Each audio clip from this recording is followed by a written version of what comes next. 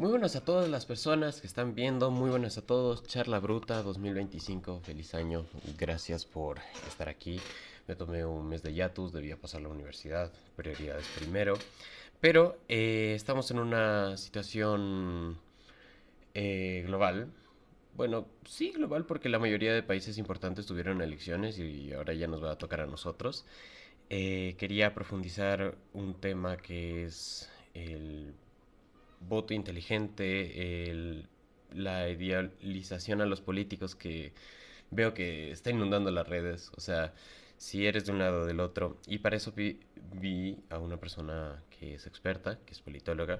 ¿Cómo estás, Fernando? Fernando Cortés, para todos nuestros entrevistados y escuchadores, porque así se les llama. No es que se les diga mal a propósito, así se les llama. Eres politólogo, eres coordinador de política de la Sustainable Ocean Association del Ecuador. ¿Cómo estás?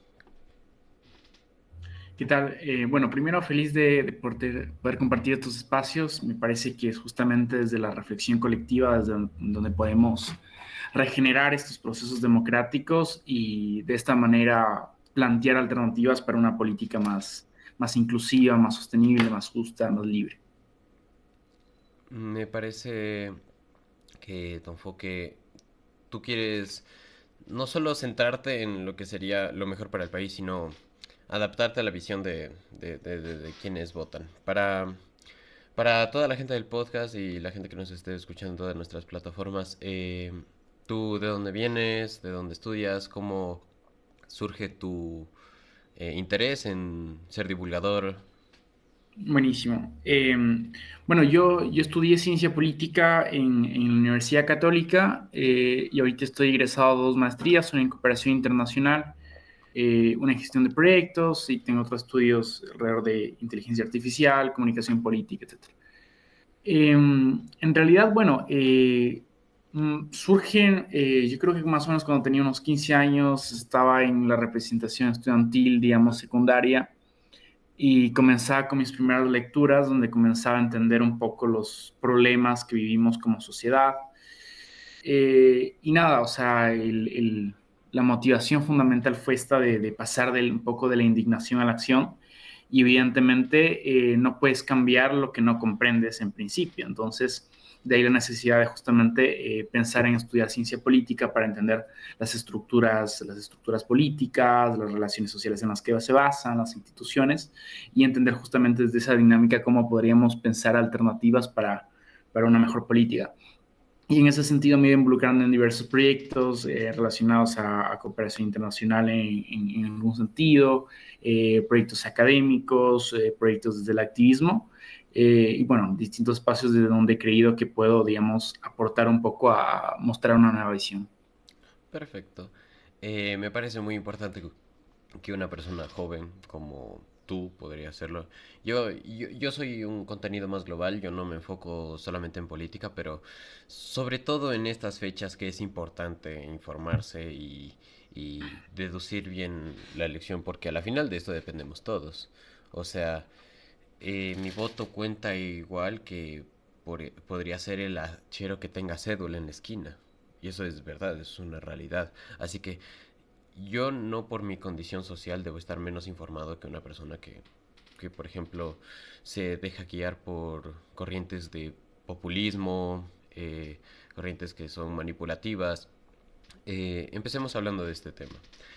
Eh, Nosotros ya tenemos un presidente cartón, Pimpón. No lo quiero mencionar porque ahora salió una mierda en YouTube y te advierten que si hablas de algún tipo de contenido político te shadowbanean. Aunque ellos pueden poner sus anuncios perfectamente. O sea, eso me parece fenomenal. Así que mejor no mencionarlo. Prometió varias cosas que no hizo. De hecho, prometió y no hizo. Entonces, ¿cómo podemos esperar que no nos haga la misma jugada y que los otros candidatos no nos hagan lo mismo? ¿Cuál es eh, el prospecto de cada candidato? ¿Cómo lo ves? Ya. Bueno, en principio, digamos, la idea que está detrás de que tengamos democracias representativas es que justamente una de las herramientas que se le da a la ciudadana o al ciudadano es el voto castigo, ¿no? Entonces, en teoría, digamos, la idea de que nosotros tengamos elecciones es justamente el hecho de que si un gobernante no logró representar las demandas ciudadanas, se le castigue negándole el voto y dándole la oportunidad a otros proyectos políticos. Ujú. Eh, el problema de la democracia, digamos, ecuatoriana es que muchas veces no se genera este voto castigo, sino que usualmente no se considera que dentro de los candidatos o las candidatas hay una propuesta que en realidad refleje los intereses ciudadanos.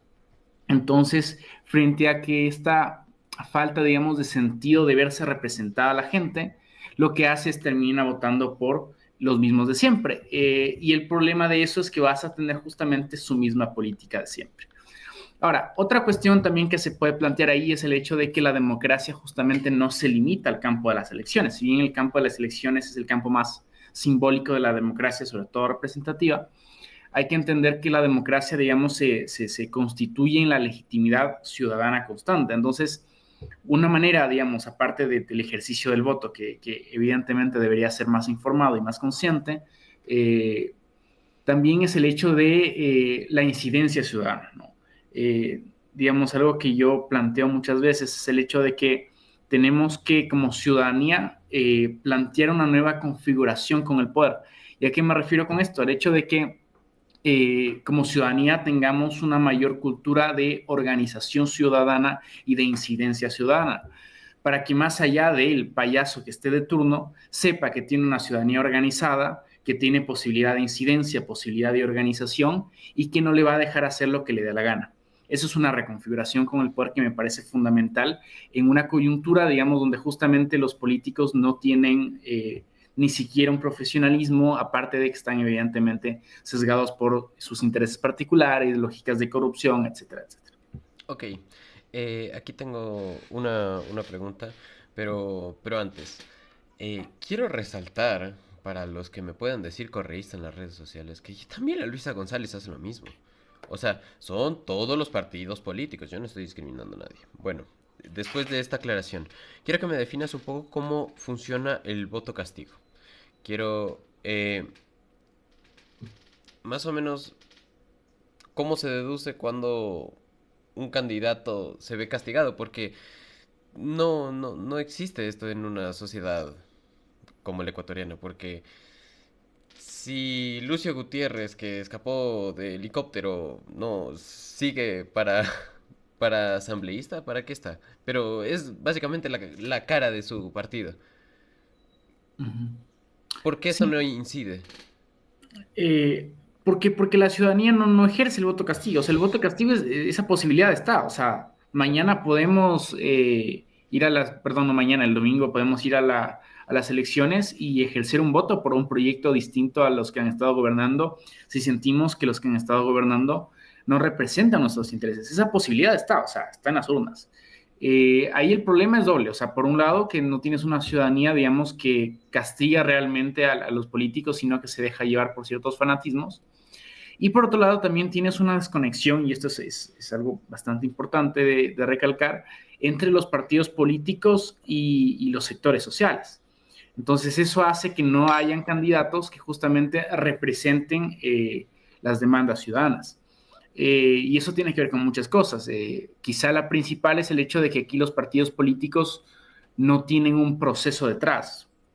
En teoría, digamos, un partido político tendría que tener una dimensión de formación política, una dimensión de conexión con la ciudadanía, pero aquí lo que tiene son partidos que primero tienen dueño, eh, segundo, que son partidos, como se dice en la jerga de comunicación política, atrapa todo, entonces no hay ningún proceso detrás. Desde donde podrías pensar que un proyecto político se construya desde la escucha de la ciudadanía. Vos lo que tienes es partidos políticos que normalmente son comprados, partidos políticos que llegan a ser partidos por la corrupción de las instituciones estatales, y esos son los que terminan, digamos, captando la posibilidad de que estas demandas ciudadanas, digamos, no se sientan representadas. Entonces, de ahí un poco la respuesta que podría darse es el hecho de que justamente la ciudadanía cansada de este tipo de políticas, pues comience a crear sus partidos. porque en realidad, digamos, estos partidos usualmente terminan respondiendo más a grupos de interés que a la ciudadanía como tal. Sí, yo siento que se gentrifica mucho el tipo de voto. O sea, se puede ver que, por ejemplo, el correísmo gana en la costa, en la sierra gana casi siempre la derecha, el grupo indígena está cubierto mayormente por Pachacutic. Se siente una diversificación cultural no necesariamente por motivos correctos, simplemente se utiliza el contexto cultural de estas personas para aprovecharse de que les pueden dar Ujú. un voto, siento yo. Bueno, quiero preguntarte un poco sobre cantidad de candidatos. A mí me parece absurdo que haya tantos candidatos. Y segundo, que los dos candidatos principales no pueden debatir. ¿Por qué? ¿A cuenta de qué? De acuerdo, a ver, sobre lo primero que planteaste, claro, o sea, justamente cuando uno hace análisis de comportamiento electoral, uno ve los clivajes y dentro de los clivajes que se ve es justamente los clivajes regionalistas que son los que expresan esos apoyos que mencionaste. El problema, no sé si sea la cantidad de candidatos, aunque sí siento que no tiene mucho sentido, pero el problema más de fondo es que ninguno de los candidatos representa nada. Ujú. Porque evidentemente, digamos, o sea, el hecho de que hayan dos, que hayan cuatro, que hayan cinco candidatos, podría tener sentido si esos cinco candidatos representan diferentes facciones de la ciudadanía, diferentes cadenas de intereses, cadenas de demandas, desde donde tú dices, ok, esta persona representa un proyecto político para ese sector ciudadano, esta persona para ese sector ciudadano. El problema es que de los 16 no sacas uno que realmente tenga una conexión con la base ciudadana, ¿no? Ujú. Entonces, ese es el gran problema. Y de ahí, el otro problema que tienes es que, claro, o sea, son 16, pero con un voto decente son dos.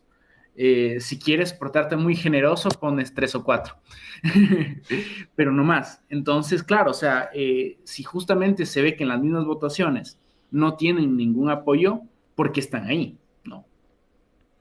El, el problema principal, siento yo, bueno, creo que sentimos todos, es que la gente que llega al poder no llega de la manera en la que debería llegar. Creo que todos entendemos que uno para escalar en el mundo político le debe hacer favores a alguien o Ujú. debe llevarse muy bien con alguien para poder estar ahí. No mayormente por méritos. O sea, claro que Guillermo Lazo era una persona con plata, pero al final era bachiller. Era una persona que evidentemente sabía cómo manejar una empresa a nivel económico, pero no cómo manejar un país a nivel social. ¿Me entiendes? Y De acuerdo. aquí quiero entrar en una cosa de problemáticas sociales que siento yo que debería ser más orientada al voto. ¿Tú sientes, cuáles sientes de hecho que son las cuatro problemáticas sociales o tres, como tú me las quieras mencionar, eh, que son más prioritarias ahora a nivel político? O sea, por ejemplo, violencia, condición Ujú. energética, lo que sea. Ya, yo solo previo a eso quisiera hacer un paréntesis en algo Claro, que mencionaste que me parece importante, sí. y es el hecho de cómo los candidatos pueden terminar digamos, siendo candidatos como tal. Y claro, ahí el gran problema, digamos, y la dimensión estructural de la corrupción es justamente eso, o sea, el, no puedes ganar elecciones prácticamente sin plata, ya. Las elecciones, o sea, las campañas cuestan y cuestan mucho dinero Sí. y ese dinero tiene que venir de algún lado. Y es ahí cómo se reproduce la política como negocio, porque normalmente lo que ocurre es que justamente quienes te financian la campaña son a quienes tú debes responder luego ya cuando seas funcionario público con los favores. Ujú. Entonces justamente ahí está el problema de la corrupción en la contratación pública, etcétera, etcétera. También en ciertos sectores el hecho de que justamente grupos criminales financien a ciertos políticos se traduce justamente en la insuficiencia de control del Estado de estos mismos grupos criminales. Entonces ahí tienes una Ciertos. reproducción de las lógicas de corrupción. Ujú. Y claro, frente a eso igual es muy complicado determinar entonces desde dónde vendría el financiamiento. A ver, en teoría, de lo donde tendría que venir es justamente de las personas que apoyan ese proyecto político, ¿no? El problema es que si tú ves, digamos, no es O que arcas las bases. personales, por ejemplo. Claro. Entonces, no es que los proyectos políticos, digamos, deberían tener, por ejemplo, ok, nosotros tenemos no sé, 10,000 personas que apoyan nuestro proyecto político, que esas 10,000 personas pongan, no sé, $3 al mes para financiar el partido. Pero claro, para que haya eso tiene que haber un proceso detrás donde justamente hay una conexión entre el partido y entre la gente. Esa desconexión es evidente y esa desconexión también, digamos, termina reproduciendo estas lógicas de corrupción. Ahora, problemáticas principales. Ujú. Uf, La pregunta sí es compleja hay porque varias. Ecuador vive un cóctel de crisis. O sea, Ecuador es un cóctel de crisis Río por no y llorar, ojo. lo más trágico es que, claro, o sea, nos olvidamos de una crisis no porque la solucionemos, sino porque viene otra. Entonces, es súper heavy porque, claro, o sea, bueno, no es que surgió la crisis de empleabilidad en la pandemia, ya había una crisis de empleabilidad previa a eso, pero claro, o sea, nos olvidamos un poco de la crisis económica post-pandemia porque vino justamente la crisis de inseguridad. Y nos olvidamos un poco de la crisis de inseguridad porque vino la crisis energética, ¿no? Y ninguna de esas está solucionada. No sé, o sea, a ver, se me hace complejo decirte como que estas son las tres por excelencia, pero digamos, pensando incluso en términos de lo que les preocupa a la gente según los estudios de opinión. Ujú. Lo que te suelen poner como primero es empleo o inseguridad.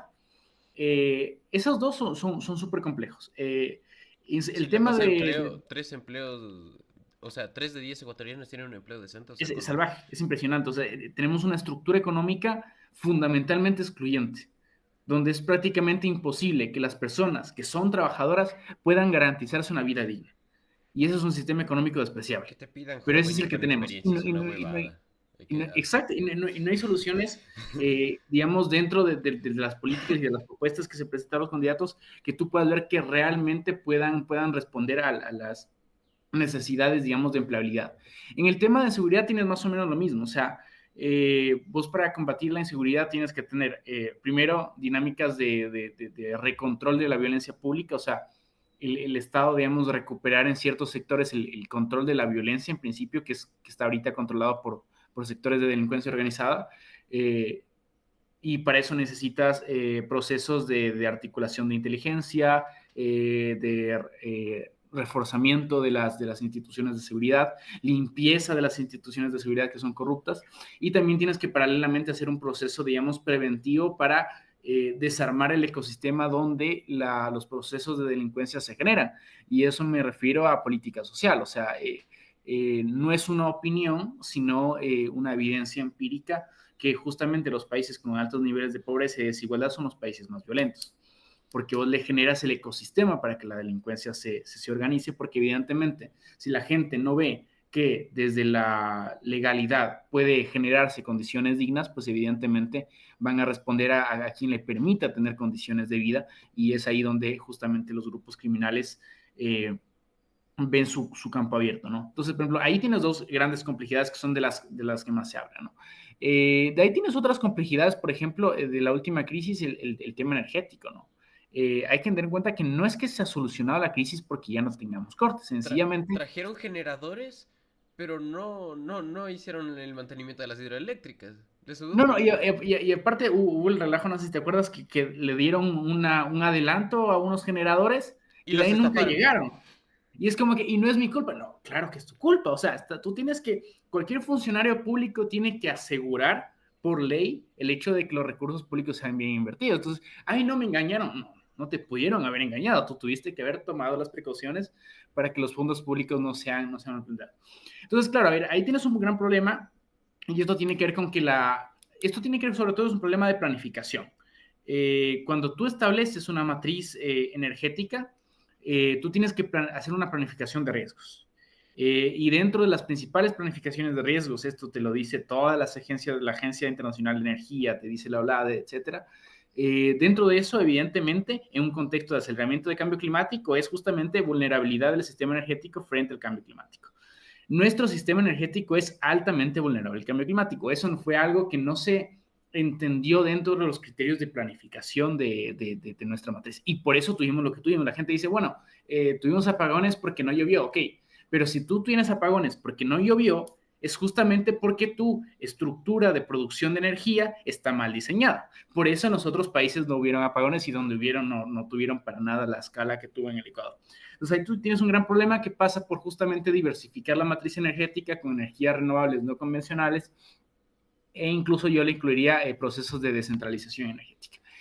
Eh, y de ahí, bueno, tienes más problemas, pero esos serían como los más urgentes. Y de ahí problemas, por ejemplo, con relación a política ambiental, también tienes hartísimos. En tema de garantía de derechos también tienes muchos problemas. Eh, pero bueno, esos son como los principales, digamos, que se me vienen a la mente, pero evidentemente están interconectados, aparte del tema de ambiente con economía, están conectados igual con seguridad, o sea, todas estas crisis, digamos, están entrecruzadas y justamente ameritan una propuesta, un proyecto de país que logre articular justamente estas complejidades. Para los hinchas de Barcelona, vamos a explicarlo de manera más simple. Para ti sale más rentable en el tema de la seguridad pasarte a los hacheros 3 años que estudiar 8 para ser médico. Como hay más oportunidades de hachero, tienes más oportunidades de ganar. Obviamente vida de crimen, cárcel. En las cárceles ya no se les hace hacer nada. O sea, voy a sonar muy viejo, huevón, con este término. Pero en los tiempos de García Moreno, a los presos se les hacía hacer carreteras. O se les hacía hacer algo. Tenemos tanta población de criminales en las cárceles que es material improductivo. Que no se utiliza para nada, ni como manufactura, ni como...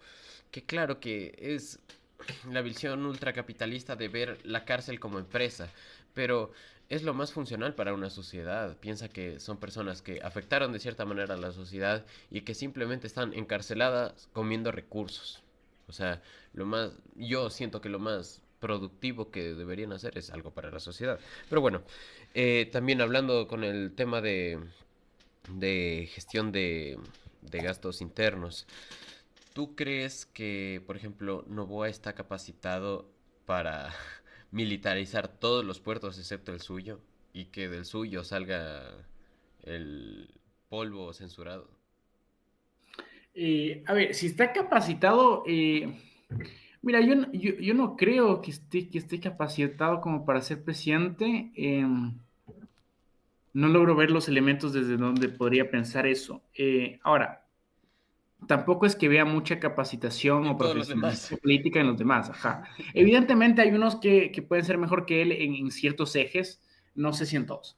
Eh, pero a ver, el problema es que también, claro, o sea, ningún político tiene que necesariamente ser todólogo. Ujú. Evidentemente necesitamos políticos con mayor preparación, eso es evidente. El primer acto de corrupción para mí es aceptar o postularte para un cargo para el que no estás preparado. Entonces sí necesitamos políticos con mayor nivel de profesionalización. Pero también hay que entender que evidentemente uno no gobierna solo. O sea, tú tienes una cantidad, digamos, salvaje de institucionalidad de apoyo técnico, ¿no? Ujú. Donde vos tienes asesores y demás. Entonces, en realidad puede que un político no tenga tanta formación, pero si sabe justamente manejar procesos de gestión con asesoría técnica, con las personas justamente expertos en los diversos ejes temáticos, podría tranquilamente, digamos, dar una respuesta a los problemas. Pero justamente ahí vos necesitas un político que sepa trabajar en equipo, que entienda de ciencia, por ejemplo, ¿no? Para que justamente vea desde dónde puede sacar los expertos que puedan resolver las distintas problemáticas. Y aquí vos tienes muchas veces políticos que creen saber mucho y en realidad no saben casi nada. Entonces, el gran problema que permea eso no es solo el hecho de que no puedan responder a los problemas, sino de que no se rodean de gente que esté capacitada para resolverlos. Entonces, ahí tienes también otro gran problema.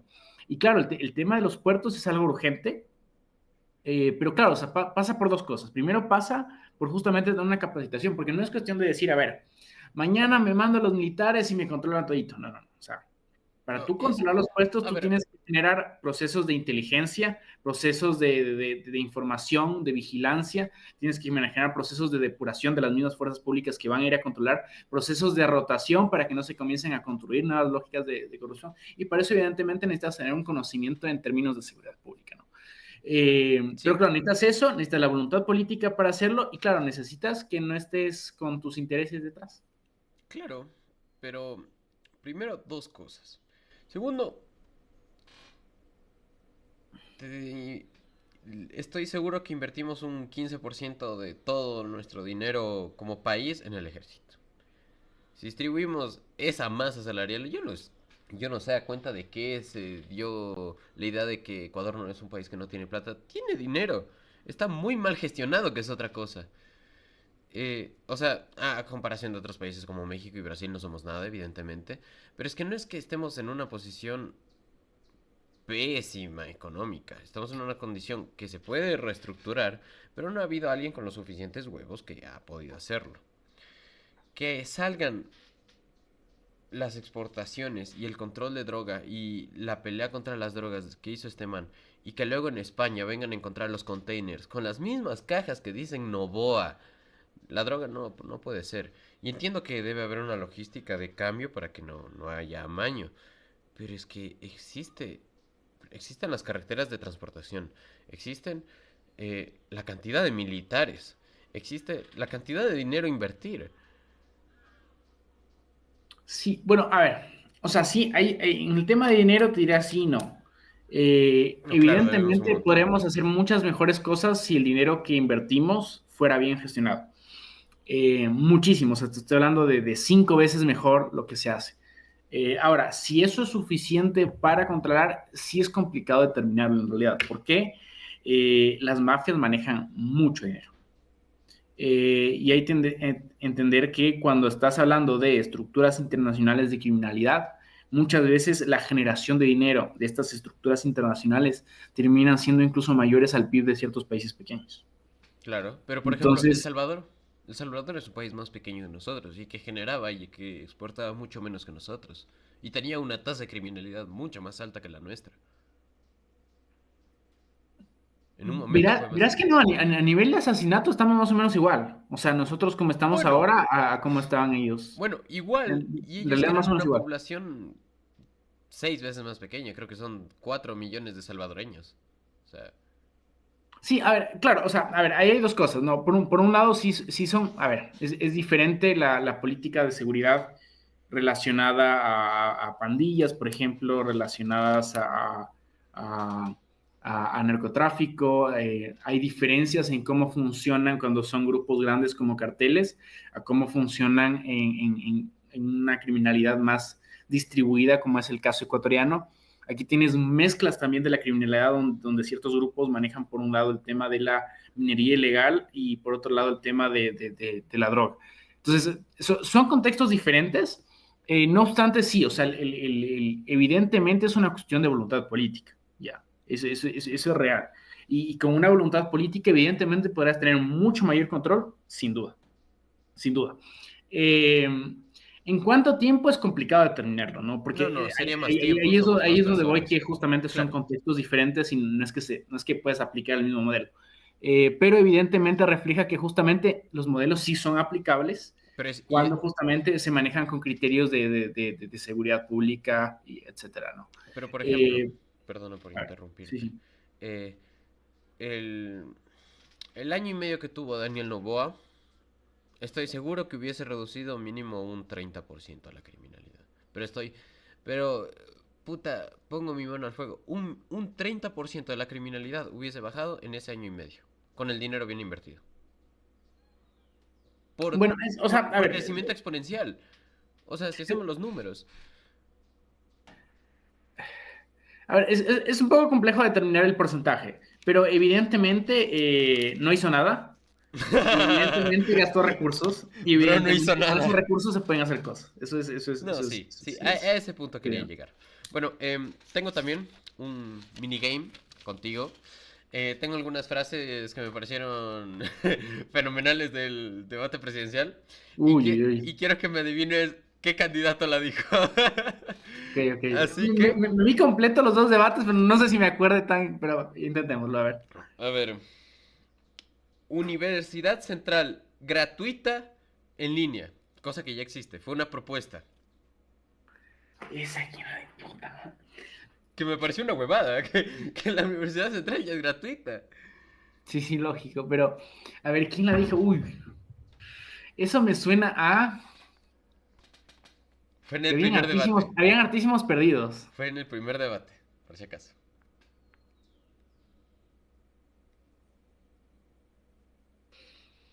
Eh,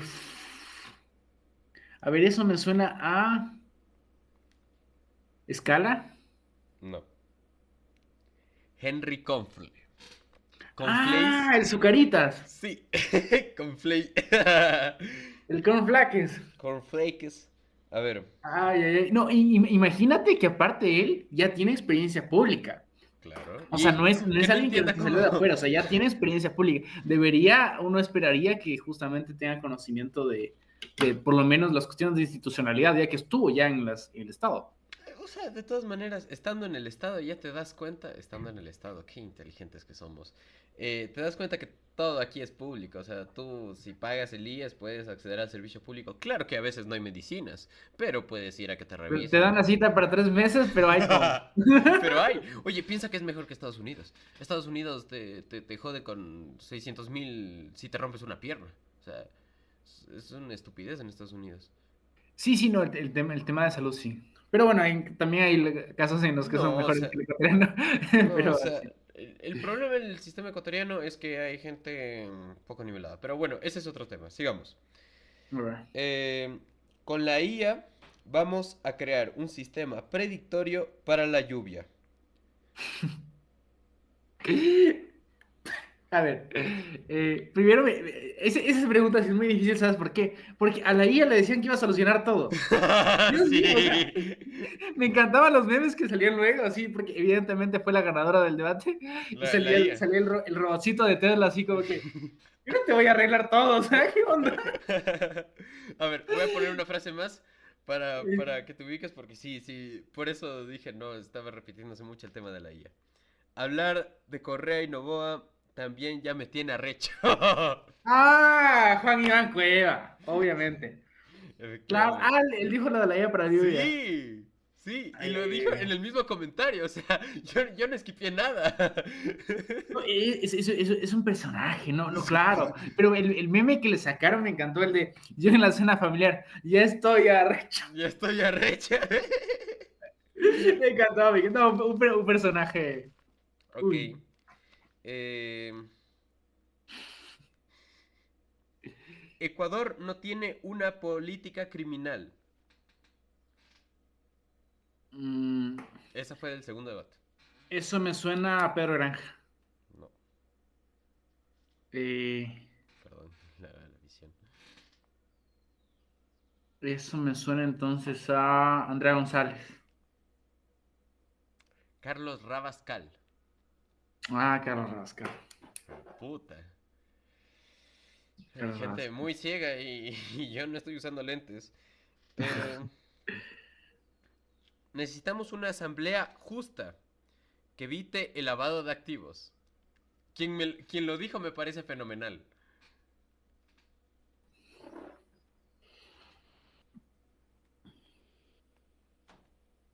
A ver, eso me suena a Cucalón. Sí. No, uy, no latino una, puta, soy terrible. Eh, Es que todos son malos, hijo de puta, todos son malos. sí, esa es la verdad, pero. A ver, espérate, una asamblea que vi tirado. Este man en Saquicela, ¿no? Puta, me Daniel vayas. Novoa. Ah, no. Daniel Novoa. Mira, Necesitamos una asamblea justa que evite el lavado de activos. El mayor deudor del IES, por cierto. 90 millones le debe al IES. claro, claro, es que como mandó el discursito de que era la asamblea la que no le dejaba hacer cosas, claro. Claro. Tiene sentido, tiene Ok. sentido. Gobierno de revolución. Pues... no, espera. Gobierno de revolución. Pero todavía hay estudiantes migrando por la falta de oportunidades. Revivir al Ecuador con la empresa privada. Con la empresa privada, ojo. Del segundo debate. No de... Sí, del segundo. Del segundo, del segundo.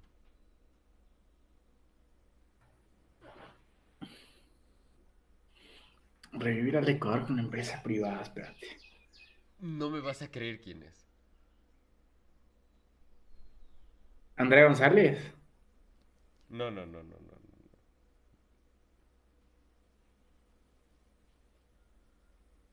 Luisa González. Luisa González. Sí, sí, sí. De hecho, ya me acordé de eso, ya me acordé de Con eso. la Ya me acordé. empresa privada, el Partido Socialista. Qué fenomenal. Ya me Ah, acordé de eso. Sí, sí, sí, sí, sí, me acordé de eso. bueno, y la última. 600 millones de dólares retirados de subsidios utilizados en actividades ilícitas. A este ya lo Daniel mencioné. Noah. No.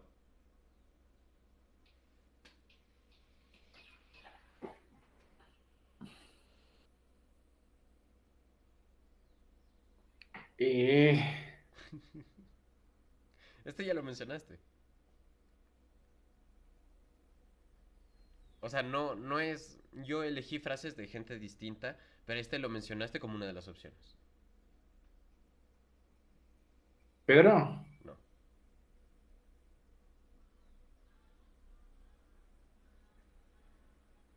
Henry Cucalón. El cucalón. Mira. Tiene sentido, Sí. ahora que lo mencionas. Bueno, este ejercicio era para evidenciar a nuestra gente que todos los partidos están vendidos cuando les conviene. Y que un partido que se proclama socialista se puede vender a la empresa privada cuando el discurso le conviene. Que el mayor deudor del SRI diga que la asamblea ah, permite que haya lavados de activos. O sea, y quiero llegar a esta reflexión porque me habías dicho que estábamos un poquito corto de tiempos. Esto va a ser más una entrevista fast. Si puedo traerte y te gusta el formato, puedo traerte de nuevo. Yo no tengo ningún problema, me quiste muy bien. Buenísimo. Eh, pero quiero llegar a la reflexión. Antes hablábamos, antes de empezar a grabar, que va a haber segunda vuelta. Que estamos casi seguros que va a haber algún tipo de segunda vuelta, que va a quedar Luisa y que va a quedar Daniel Noboa. Las encuestas dicen que hay una preferencia por Daniel Noboa, ¿verdad? Estoy casi seguro. Sí. ¿Sientes que Daniel Noboa va a repetir, y ahora sí, por 4 años? Porque para los que no sepan, fue un mandato presidencial por año y medio. A ver, esto es lo que te dicen los datos de opinión pública, que una encuestadora lo que hace básicamente es darte una fotografía. Por tanto, no es que sean predictivas, sino que te dan el escenario más probable en Ujú. el momento en el que se hace el análisis. Entonces, con esa base, sí, tendríamos segunda vuelta y en la segunda vuelta ganaría Novoa por el tema de márgenes de resistencia. Eso te dicen los datos hasta ahora. Evidentemente puede cambiar, o sea, en política todo es posible, pero evidentemente no todo es probable. Ujú. Entonces, eso es lo más probable. Espero yo que haya un momento eureka de conciencia en la gente y ocurra otra cosa, porque claro, o sea, hay muchos candidatos que podrían ganar en segunda vuelta, ya. Porque justamente si bien los candidatos que están en primeros son los que más base social tienen, digamos, también son los que más altos niveles de resistencia tienen. Claro. Entonces tienen techo ellos. Entonces, muchos candidatos de los otros, si llegaran a segunda vuelta, podrían ganarles. Pero el problema es que es muy difícil que lleguen porque justamente no tienen base social y los niveles de apoyo que se muestran en los estudios de opinión son muy bajos, ¿no? Ujú. Entonces sí, ese es el escenario más probable, lo cual es lamentable porque Sí. son dos gobiernos que estaban anclados a dos cosas que me parecen terribles. Uno, lógicas de corrupción y dos, lógicas autoritarias. Sí. Las dos incompatibles con un régimen democrático. Pero es lo que tenemos. Entonces esperemos que haya un voto informado y consciente que nos dé una sorpresa y de no haberlo, esperemos que la ciudadanía, pues como ciudadanía nos empoderemos más para que, digamos, la organización social genere un poco un equilibrio de poder y no puedan hacer tanto lo que les da la gana, que es lo que han estado haciendo. Por tendencias así políticas, ¿tú sientes que, por ejemplo, Andrea González, que estuvo muy bien en el debate, porque, bueno, siento que respondió bien? Si es responder bien, no tirarle mierda a toda la gente que está ahí. Si se junta con Daniel Nova, ¿crees que puede ganar la...? O sea, ya sabemos que tiene la mayoría, pero sería aún más evidente que pueda ganar. O sea, si González dice públicamente que apoya No, a... claro, o sea, yo estoy, por ejemplo, ya pasa la segunda vuelta, ya, Ujú. y se pone, por ejemplo, a Andrea González como ministra de algo, ¿ya? ¿Me entiendes? Se une al partido de Novoa. Ya, sí. Bueno, técnicamente todavía no podría anunciar ministro sin ganar, pero Por ejemplo, o sea, sí, sí es ya, o sea, si muestra si es que un apoyo llega, público, sí, sí, que apoyo. que es probable que lo haga igual, porque, a ver, Tendencias. justamente la bandera de causa que ahorita está sacando la Andrea es justamente la del anticorreísmo.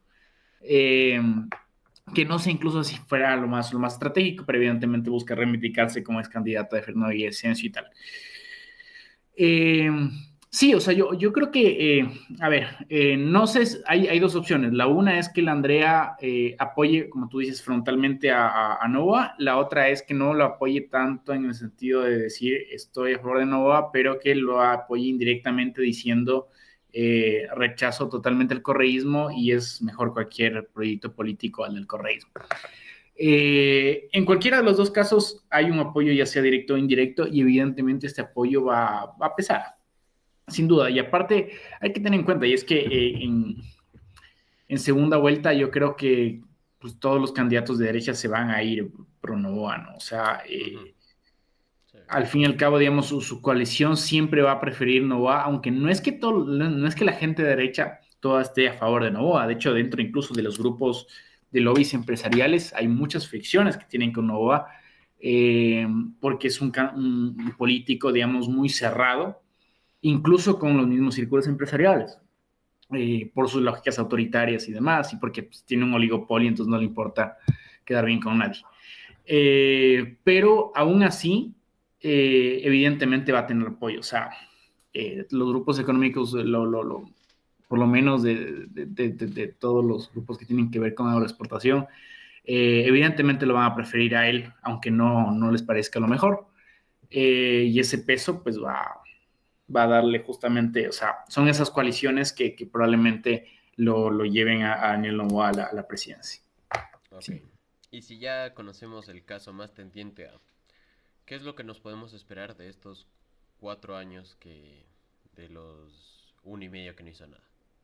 Así, no, no, así como pregunta general, yo la primera voy a votar nulo y en la segunda esperemos a ver qué pasa y voy a llorar. Pero ya además mi voto es secreto, no les importa más vergas. Em, ¿Qué nos podríamos esperar? Mire, yo creo que, o sea, va a reproducir muchas de las lógicas que ya he establecido. Y dentro de ellas, evidentemente, hay una ineficiencia en política pública en términos de las problemáticas principales, como ya hemos hablado, de inseguridad, de empleabilidad, porque ni ha aumentado la seguridad, ni ha aumentado los niveles de empleabilidad. Ni el... Y Nada. claro, o sea, a ver, hay cosas que no se le puede exigir a un gobierno, no le vas a exigir que construya hidroeléctricas, No, claro, claro, claro. pero No evidentemente puede. hay cosas que sí lo puede haber hecho y entonces tú ya ves la tendencia justamente a la insuficiencia que vas a tener en política pública. Pero a mí lo que más me preocupa de Novoa, te soy sincero, es el tema del autoritarismo. Sí, Eso claro. me parece lo más preocupante. O sea, a ver, el autoritarismo hay que negarlo más allá de si eres de izquierda, de derecha, tercera vía, centro, lo que sea. Eh, Porque el autoritarismo destruye los fundamentos de la democracia y vacía la fortaleza de las instituciones del Estado que podrían generar cierta sostenibilidad en la política pública, que podrían generar una respuesta a las demandas ciudadanas. Digamos, o sea, hay que entender que la lucha por un sistema político democrático fue una lucha primero a mucha sangre y fue una lucha que justamente entendió la necesidad de que como ciudadanía puedas tener una incidencia y que no hay una persona que concentre el poder que pueda hacer lo que le da la gana. Eso es muy nocivo y ese fue, digamos, la gran ola de luchas que siento que estamos mandando a la basura con esta nueva ola de autoritarismo. Y este autoritarismo es heavy, o sea, no digo que sea el único autoritario de los candidatos. A ver, Correa es otro gran ejemplo de los Sí. autoritarios. De hecho, son muy parecidos en eso. Son los dos candidatos más bueno, Correa no, pero en su representación Luisa, pero son los dos personajes políticos de la historia política contemporánea del Ecuador que son más autoritarios y eso es muy nocivo. Y con Novoa fue salvaje, o sea, porque Novoa lo demostró en año y medio. Correa tuvo más apoyo popular. Cuando tienes más apoyo popular no necesitas ser tan autoritario. Eso también influye, evidentemente, pero las lógicas de autoritarismo salvaje, o sea, el irrespeto a la división de poderes, el querer mandar, gobernar por decreto, el pasarte por donde ya sabemos las leyes, o sea, es una cosa salvaje, o sea, Te emborrachar otros ¿dónde, países. dónde se ha visto que un candidato no pida licencia? Y lo peor, lo más cínico es que justamente cuando dicen, no, pero es que Correa tampoco pidió licencia, pero si no era anticorreísta, no decía que Correa es un autoritario, y lo pone como ejemplo de lo que está haciendo, es que el cinismo me Es parece bárbaro. cinismo.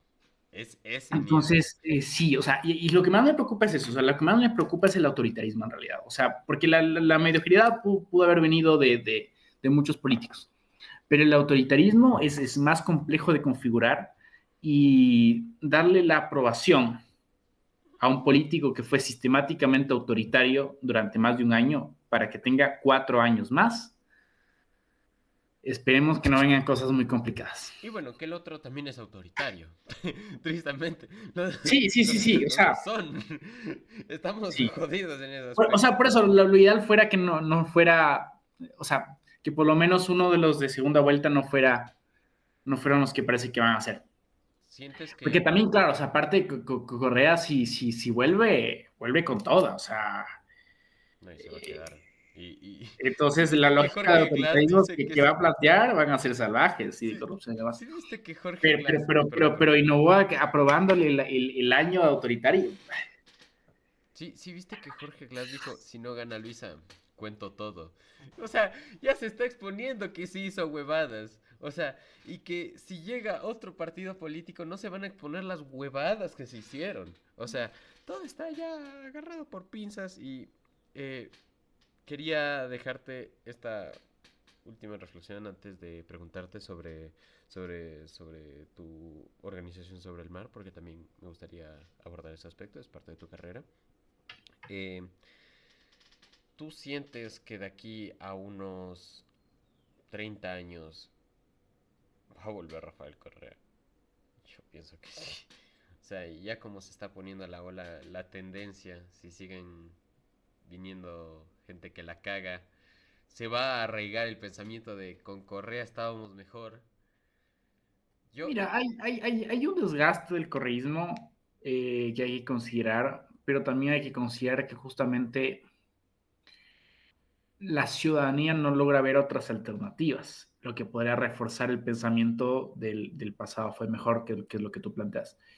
Eh, no sé si termine volviendo o no volviendo, pero sí siento que la mediocridad, digamos, de otros políticos podría perpetuar eso. O sea, a ver, la fortaleza del correísmo fundamental es su pésima posición. ¿Me entiendes? O sea, yo creo que cualquier persona pro democracia va a querer que ya pasemos la página del correísmo, pero esa página no la vamos a pasar con gobiernos mediocres. claro. O sea, la manera de superar sustancialmente el proyecto correísta y que la gente se olvide del correísmo es que venga un político que realmente sepa hacer cosas. Ujú, Entonces la gente, porque a ver, Correa tiene una imagen pública positiva que tiene que ver con mucha coyuntura positiva que tuvo en su época.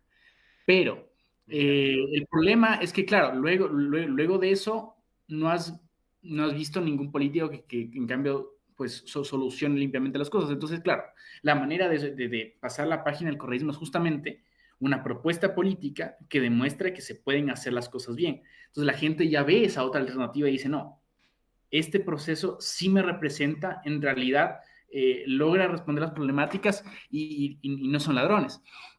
Entonces ahí sí, la gente va a decir, no, pasemos la página del correísmo. Pero es eso, o sea, la manera de superar el correísmo es con proyectos políticos buenos y no ha habido. Y, Porque Y aquí el corto plazo, si no, incluso mucha gente va a tener ese pensamiento que puede ser terrible, pero que mucha gente lo tendrá de aunque roba hacia cosas, ¿no? sí, sí. Que es un Tengo pensamiento familiares así. Tengo salvaje, pero que existe. Entonces, Exacto. pues hay alguien que tiene que hacer cosas y no ser Y ladrón. no robar. Ese es el que va a superar el corrismo. Eh, y bueno, esperemos que venga. Que venga. Eh, pero claro, es que 30 años es mucho, ¿no? Entonces pueden pasar muchas cosas, ¿no? La política que tenemos ahorita hace 30 años jamás te lo hubieses imaginado. Sí, sí es verdad. Entonces no se puede saber, El pero mundo ha yo creo que cambiado. esa, o sea, la manera de superar el correísmo es justamente que haya un proyecto político más decente. Con las mediocridades que tenemos es muy difícil que la gente se olvide del correísmo. Ok. Me parece sustancial el análisis que puedo hacer. Yo puedo aquí seguir tirando mierda a cualquiera de los dos lados. Yo no tengo ningún problema. Pero yo vine a hablar contigo. Yo vine a hablar sobre tu carrera, sobre tu experiencia. Y tú tienes otro proyecto que es el Sustainable Ocean Alliance, ¿verdad? Alliance. Sí. ¿De qué trata este proyecto? ¿Cómo lo van manejando? Es algo de universidades, me parece. Eh, no, en realidad es un proyecto más de ciudadano Ujú. de cooperación que universitario, aunque evidentemente hay proyectos que hacemos con universidades. Ok. En general, bueno, es una alianza internacional por defensa de los océanos, donde trabajamos distintos ejes en el tema de defensa ambiental. Eh, Hay gente que viene justamente más desde la academia, gente que viene más desde los proyectos ciudadanos, de la gestión de proyectos, y ya vemos quienes nos dedicamos un poco más a la parte de incidencia política. Ujú. Entonces, estamos presentes en muchos países, entre ellos el capítulo de Ecuador, donde justamente tenemos tres dimensiones de acción. Una dimensión que son los proyectos concretos, ¿no? El tema de limpieza de playas, limpieza submarina, etcétera, que es como donde justamente muestras el cambio en lo concreto. Ujú. Tenemos otra dimensión que es el tema educativo, de justamente buscar impulsar, digamos, este cambio cultural, esta ampliación, digamos, de la conciencia sobre la necesidad de la defensa ambiental, de la defensa de los océanos, que es como el eje prioritario, etcétera.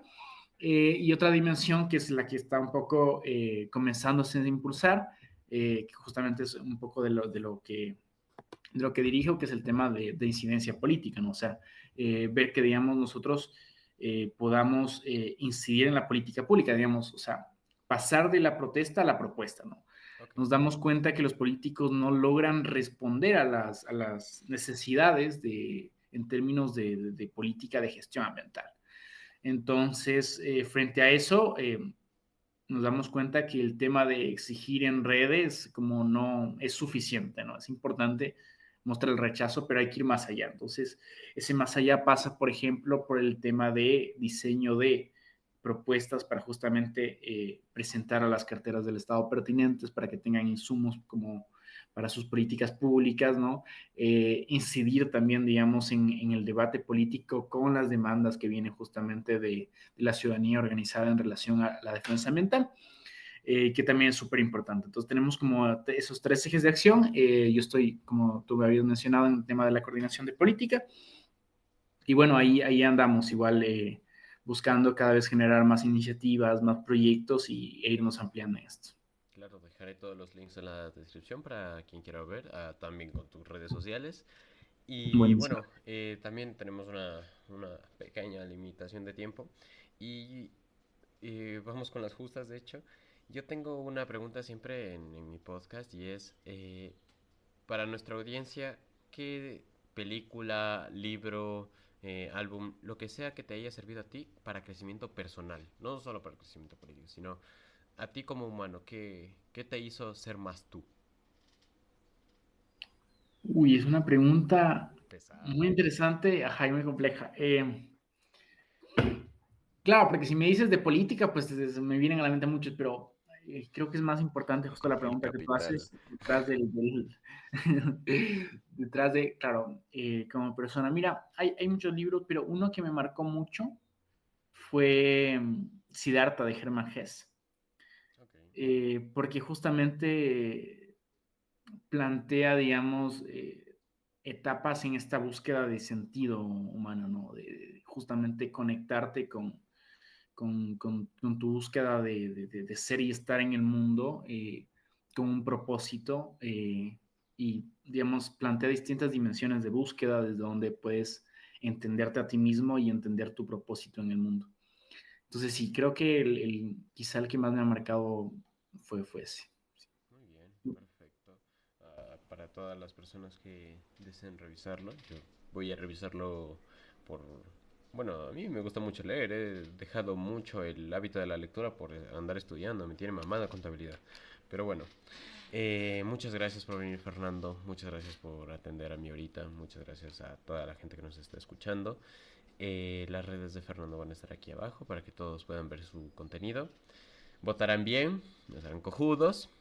Y yo creo Harán el que favor. harán el favor. Botarán alzando el pelito, chucho. Él fue Fernando, yo fui Ignacio, esto fue Charla Bruta y nos vemos en la siguiente. Ok, déjame. Gracias, hermano.